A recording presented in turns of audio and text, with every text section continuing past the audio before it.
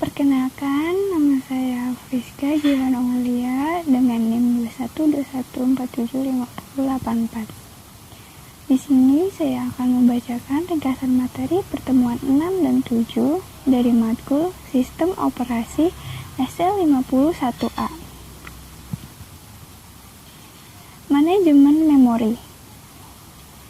Manajemen memori berkaitan dengan memori utama sebagai sumber daya yang harus dialokasikan dan dipakai bersama di antara sejumlah proses yang aktif.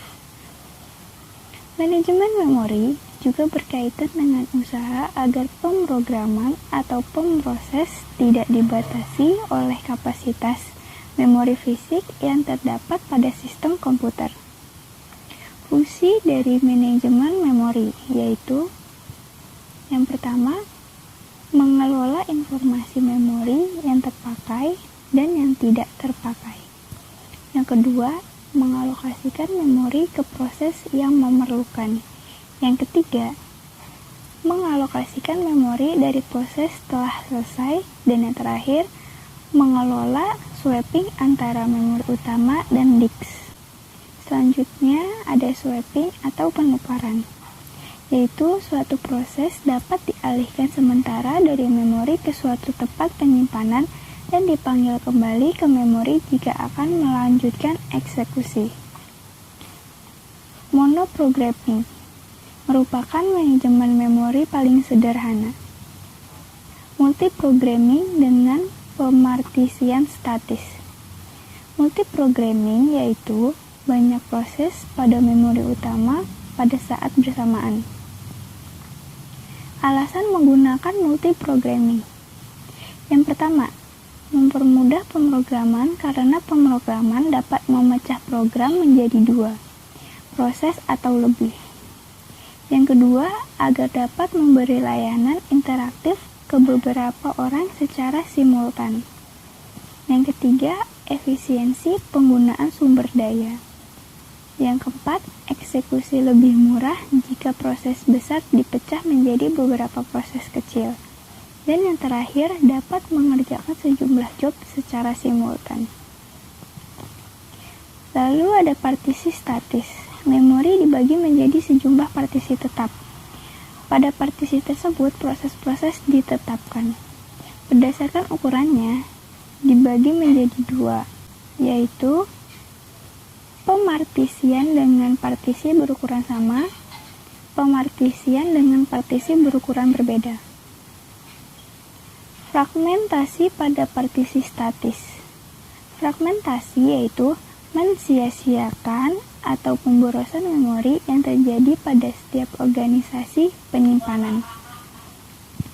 Terdapat dua fragmentasi.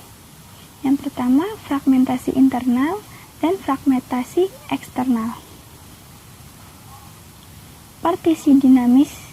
Dengan partisi dinamis, maka jumlah, lokasi, dan ukuran proses di memori dapat beragam sepanjang waktu secara dinamis. Proses yang akan masuk ke memori segera dibuatkan partisi untuknya sesuai kebutuhannya. Teknik ini meningkatkan utilitas memori.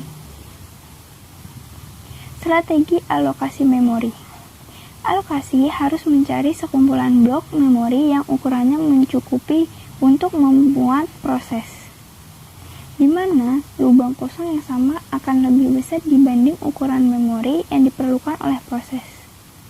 Ada beberapa strategi alokasi memori. Yang pertama, algoritma first fit. Pencarian dimulai dari awal dan akan berhenti jika ditemukan lokasi pertama yang cukup besar untuk menempatkan proses tersebut. Yang kedua, algoritma next fit. Sama dengan first fit, hanya saja pencarian tidak dimulai dari awal, tapi dari lokasi terakhir kali menemukan segmen yang cocok dan akan berhenti jika ditemukan lokasi pertama yang cukup besar untuk menempatkan proses tersebut. Yang tiga, algoritma base fit. Pencarian dimulai dari awal dan akan berhenti jika ditemukan lokasi terkecil, pertama yang cukup untuk menempatkan proses tersebut. Yang keempat, algoritma worst fit.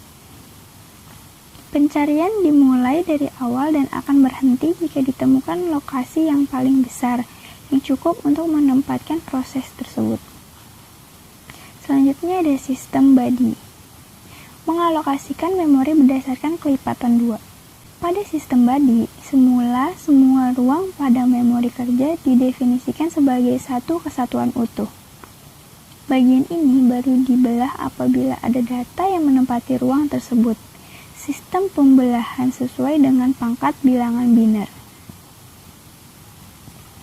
Virtual memory dan overlay. Program yang dijalankan harus dimuat di memori utama. Masalah muncul ketika program lebih besar dibanding memori utama yang tersedia. Overlay. Program dipecah menjadi bagian-bagian yang dapat dimuat memori. Overlay yang belum diperlukan atau tidak sedang dieksekusi disimpan di disk. Overlay ini dimuatkan ke memori begitu diperlukan.